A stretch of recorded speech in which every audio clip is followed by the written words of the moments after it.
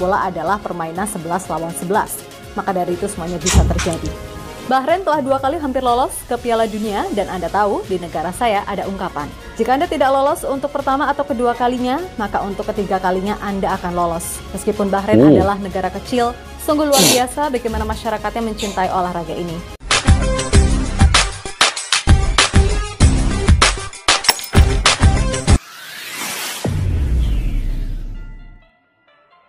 Assalamualaikum dan salam persaudaraan, salam sepak bola. Selamat bertemu kembali guys di channel Askalani Studio. Oke, di hari Jumat ini saya mendoakan kalian semoga sentiasa dimurahkan rezeki, diberikan kesehatan yang baik dan juga sentiasa sukses ya. Kalian semua dalam apa jua yang kalian usahakan, walau di mana kalian berada bersama keluarga masing-masing. Oke, insya Allah pada hari ini guys, kita berbicara terkait timnas sepak bola Indonesia. Oke, kalau kita cerita mengenai realitas sepak bola terkini timnas Indonesia untuk menuju ke Piala Dunia 2026. Sebenarnya bukan mudah untuk lolos ke putaran akhir Piala Dunia itu. Sekarang ini baru masuk ke putaran yang ketiga, ada 2-3 peringkat lagi di putaran yang keempat dan juga sampailah ke playoff dan akhirnya ke putaran final Piala Dunia itu. Wujud untuk timnas Indonesia sampai ke sana itu banyak cabaran dan juga rintangan yang perlu dilalui. Dan sekarang ini di fase grup, di grup C, Indonesia bersama dengan Jepang, Australia, Arab Saudi, Bahrain dan juga China. Jadi bagaimana mereka melalui fasa-fasa dalam untuk lolos ke peringkat seterusnya perlu mendapat di posisi yang pertama, kedua, ketiga, dan posisi yang keempat adalah terakhir untuk bermain playoff selepas itu. Tetapi ditargetkan Indonesia akan masuk dalam posisi yang keempat di atas Jepang, Arab Saudi, Australia dan barulah Indonesia. Itu pun masih bergantung kepada situasi keadaan pemain-pemain yang ada sekarang ini. Sekarang ini Indonesia punya pemain kebanyakannya pemain keturunan dan juga pemain-pemain lokal yang memang sudah membuat penampilan dan chemistry yang baik sepanjang di putaran kualifikasi Piala Dunia sebelum ke putaran ketiga ini. Mereka mengalahkan Vietnam, mengalahkan Filipina, walaupun masih lagi belum bisa mengalahkan Irak ya dalam grup sebelum ini. Tetapi dari segi perkembangan, kelanjutan pemain-pemain ini pasti ada penambahbaikan, pasti ada peningkatan. Dan juga sekarang ini Bapak Erick Thohir dan juga Sinteyong mencari penyerang yang berkualitas dan yang bergrade A untuk membantu timnas Indonesia di putaran yang ketiga. Juga mencari di bagian penjaga gawang dan juga di lini pertahanan.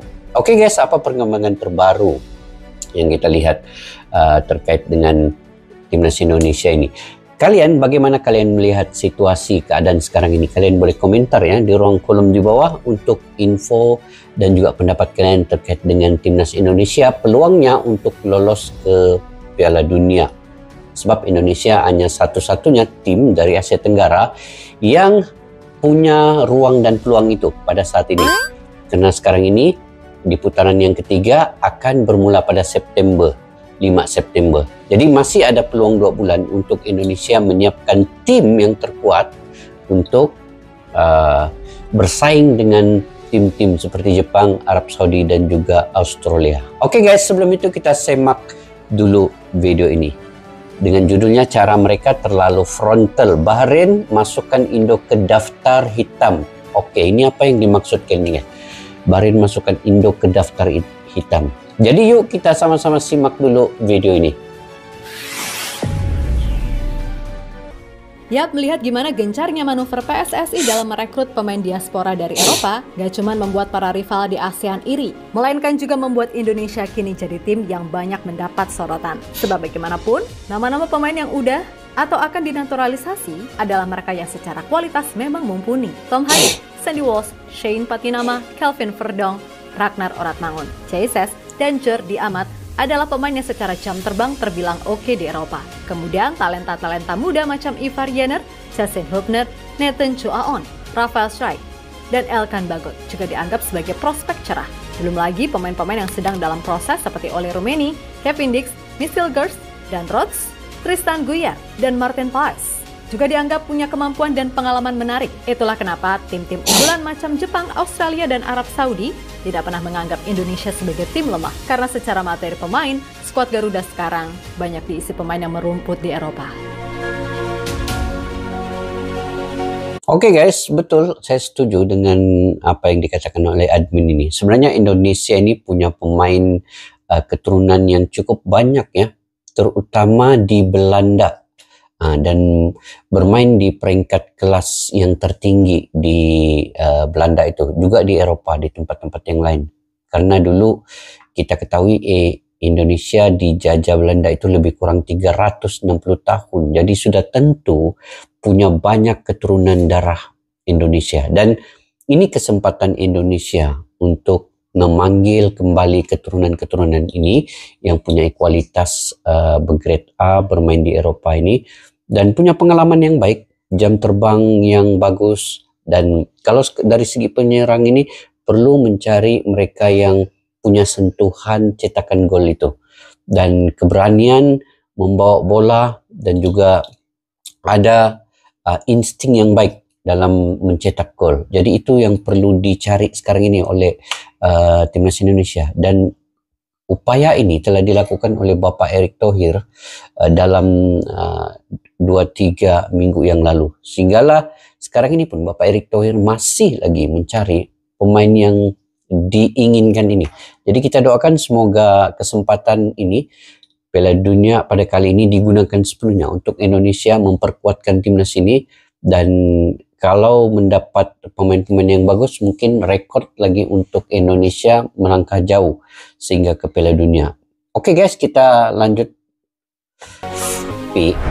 Punya lain Bahrain, lain pemain-pemain yang bagus. Kayaknya merasa ngambek gara-gara jadi tim nasional sepak bola tidak bisa mengalahkan Indonesia di kandang sendiri, maka akan sangat sulit untuk melaju ke babak selanjutnya sebagai peringkat keempat grup. Tim Indonesia sudah mempunyai banyak pemain naturalisasi yang bisa membantu, dan kekuatan mereka secara keseluruhan tidak bisa dianggap remeh. Seandainya tim Indonesia tidak memakai pemain naturalisasi, timnas kita bisa dengan mudah mencetak poin di kandang sendiri.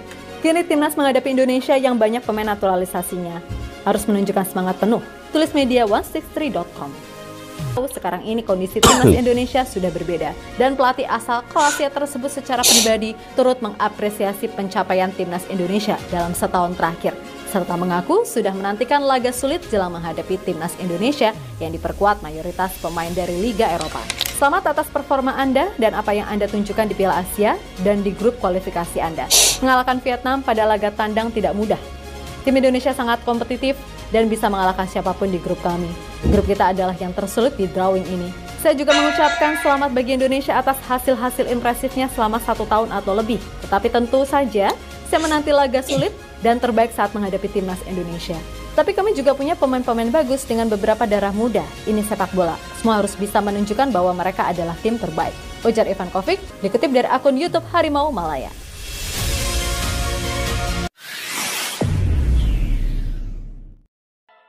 Oke guys, itu info-info terkini daripada video ini. Jadi kalau kita melihatnya dalam grup C Piala Dunia ini antara Indonesia, Bahrain, dan juga China.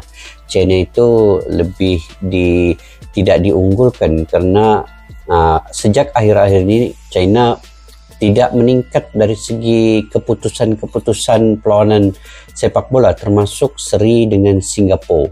Dan Indonesia lebih diunggulkan karena mengalahkan Vietnam di tempat sendiri dan juga di kandang Vietnam dengan 3-0. Jadi itu satu sejarah juga untuk timnas Indonesia. Dan sebenarnya apa yang lebih penting bukanlah ranking FIFA. Ranking FIFA itu penting penting juga untuk tim-tim ini dilihat daripada atas kertasnya itu lebih unggul. Tetapi sebenarnya dalam kualifikasi Piala Dunia ini, nanti perlawanan di atas lapangan itu adalah lebih penting. Di situ kita melihat situasi, keadaan semasa, dan juga lagi penting pemain ke-12, yaitu pendukung-pendukung Indonesia ataupun fan-fan Indonesia yang datang ke stadion memberi semangat yang baru kepada Indonesia nanti. Di situ Indonesia akan kita lihat bagaimana cara taktikal Sinteyong, dan saya punya kepercayaan dan optimis Indonesia ini bisa mengalahkan Bahrain dan juga China. Untuk mengalahkan Jepang, Arab Saudi dan juga Australia itu mungkin perlu latihan yang lebih, perlu taktikal yang lebih, dan banyak yang perlu dibaiki lah lebih awal. Nah, kenapa saya optimis guys? Sebab Indonesia sudah pernah mengalahkan ranking yang lebih tinggi seperti Curaçao 2 kali dulu main di Indonesia, dua-dua Indonesia menang. Nah itu rankingnya lagi tinggi dari Indonesia. Yang keduanya, Indonesia ini sudah pernah lawan Argentina, hanya kalah tipis 2-0 ya, 2-0, bukan kalah besar. Ketimbang kalau kita melihat kepada tim-tim yang bermain dengan Argentina itu, ada yang kalah sampai 4-0, 5-0, 3-0. Indonesia hanya 2. Dan pada ketika itu Indonesia tidak lagi mempunyai ramai pemain keturunan seperti pada saat ini. Nah, jadi Indonesia kalau dia memperbaiki beberapa lini depan, membawa pemain baru, amunisi baru dan juga penjaga gawang, dan mungkin adalah 1-2 orang pemain di bagian gelandang dan juga lini pertahanan, tambahan 1 pemain lagi. Jadi di sini kita akan melihat Indonesia ini akan bermain dengan sistem ala-ala Eropa karena semua pemainnya berkarir di Eropa, dan juga Sinteyong punya taktikal sendiri. Sejarah Sinteyong dalam Piala Dunia ini, Korea Selatan mengalahkan Jerman 2-0 guys. Jadi tidak mustahil Indonesia di bawah Sinteyong juga bisa mengalahkan Jepang, Arab Saudi dan juga Australia. Jadi kita nantikan, kita doakan yang terbaik. Dan terbukti juga di U23 Indonesia sudah mengalahkan Australia, Indonesia juga sudah mengalahkan Korea Selatan, walaupun hanya dengan sepakan penalti, tapi kemenangan tetap kemenangan. Oke guys, mungkin itu saja video pada kali ini. Jika kalian punya pandangan pendapat sendiri, kalian boleh komentar di ruang kolom di bawah. Dan pada yang baru mampir ke channel ini, jangan lupa subscribe, like, share, dan komen. Pada yang sudah subscribe, jutaan terima kasih guys. Saya sangat menghargai dukungan kalian. Tanpa kalian siapalah saya berkarir berkomentar di ruangan YouTube ini. Sampai kita jumpa lagi. Assalamualaikum warahmatullahi wabarakatuh. Bye-bye. Askalani Studio untuk kita channel yang bereaksi tentang apapun yang ada di Indonesia, channel YouTube dari Malaysia di Askalani Studio. Jika mau tahu tentang Indonesia, ayo like and subscribe channel kami Askalani Studio. Askalani